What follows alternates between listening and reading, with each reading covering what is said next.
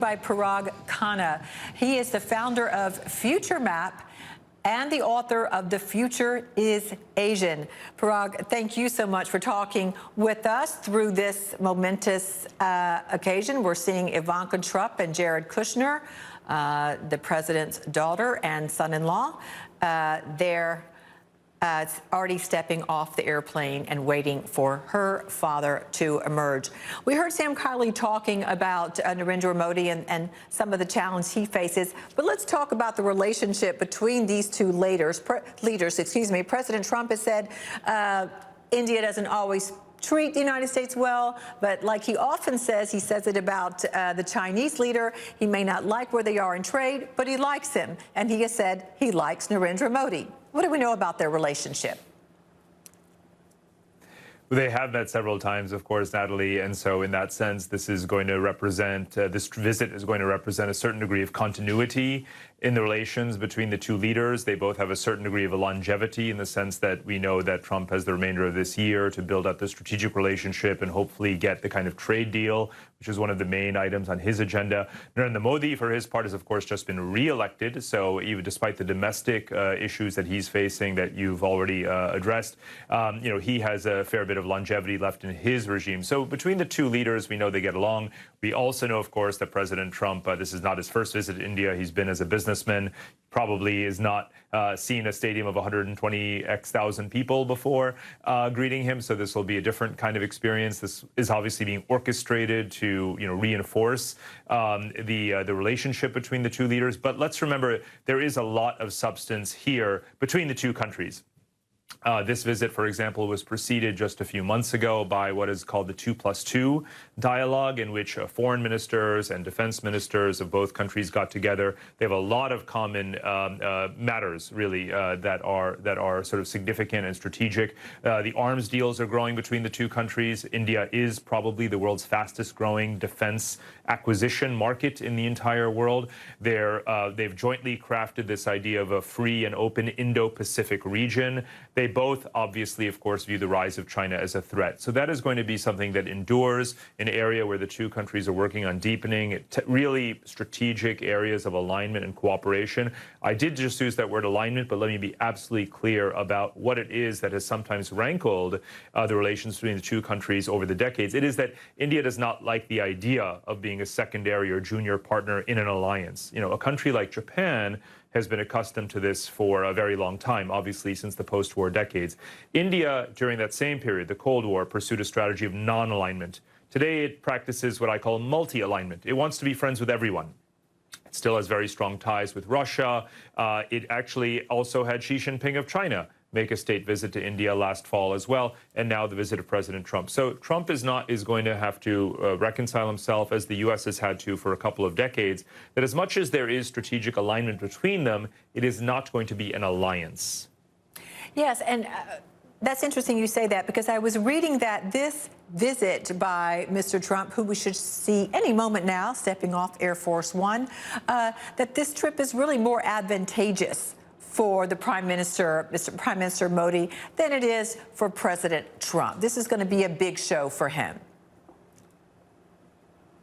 It's a recognition that after, again, a couple of decades of cultivation and a common, at least, perception that India could be a counterbalance to China in Asia, especially, of course, in the maritime theater of the greater Indian Ocean, that India is now living up to that potential, that Donald Trump is visiting to signify that that is really going to be the case. Pakistan is not so much the obstacle in the way anymore. There always used to be this sense that the United States would try to maintain equanimity in the relations between the two of them, but India is clearly a lot more important in terms of the regional geopolitics of Asia. And so Modi is going to capitalize on that sense that India is being recognized for its importance. Then, of course, there's the economics, because obviously their trade relations are growing. The total volume of trade between the United States and India stands at just over $150 billion. So it is only a quarter to a third of the trade relationship with China. But just imagine, as we see the supply chains moving out of China as a result of the trade war, and even now with the virus, India at the same time is opening itself for much more to foreign investment. We've had Tim Cook visiting India last year, Jeff Bezos visiting very recently just this year, and we see supply chains moving towards India. There already is joint defense manufacturing, so aircraft are being military aircraft being manufactured jointly between the two countries in India, pharmaceutical products, obviously software, right? India's largest, most valuable export, and a lot of that going to the United States. So there's a clear areas of alignment. And of course, it has been underscored that there is tension around the trade dynamic, but in the sense of clearly the trade volumes are growing. Who gets maximum advantage? India actually has a slight trade deficit right now with respect to the United States. And so a couple of the issues are around, will India open up more to American agriculture, to medical products, and these kinds of things, and so forth. That's a specific area. Yeah, I was reading about agriculture, which he has, the president of the United States has talked China into doing, and we'll see what headway he makes with India. As you speak, and thank you so much for this information, Parag, we'll continue to stick with you. I think people might be seeing the long line of the entourage. I'm looking off the side where I can see the Air Force One plane. Waiting for him, there's going to be more of a welcoming ceremony than we see sometimes. Oftentimes when the president arrives and is greeted by dignitaries in a country, there are handshakes, and then he gets into the presidential limo that we know as the Beast and leaves. But a little more of a ceremony. We've seen some costumes in the line for President Trump's arrival here in India. Why in particular is it important that he's here in Narendra Modi's hometown, Parag?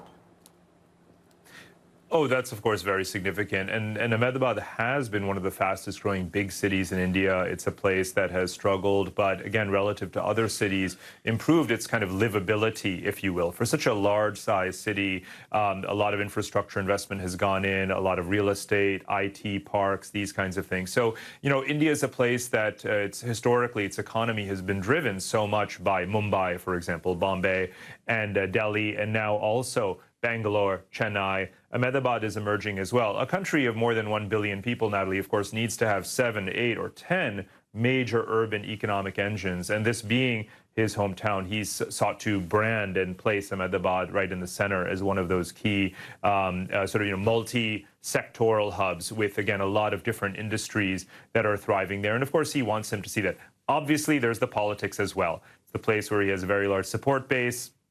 Place where, of course, he was chief minister for quite some time before becoming the prime minister of India. So he can have that home court advantage in terms of the political optics as well. So, as you can well imagine, there's that sense of a local pride as well as political advantage that comes from that. Again, as you know, President Trump has been to India before. The officials in New Delhi who have been stage managing this relationship for a long time and this visit as well also are thinking about the big picture in terms of what this means for Modi's credibility, his popularity at home, as has been discussed, many times.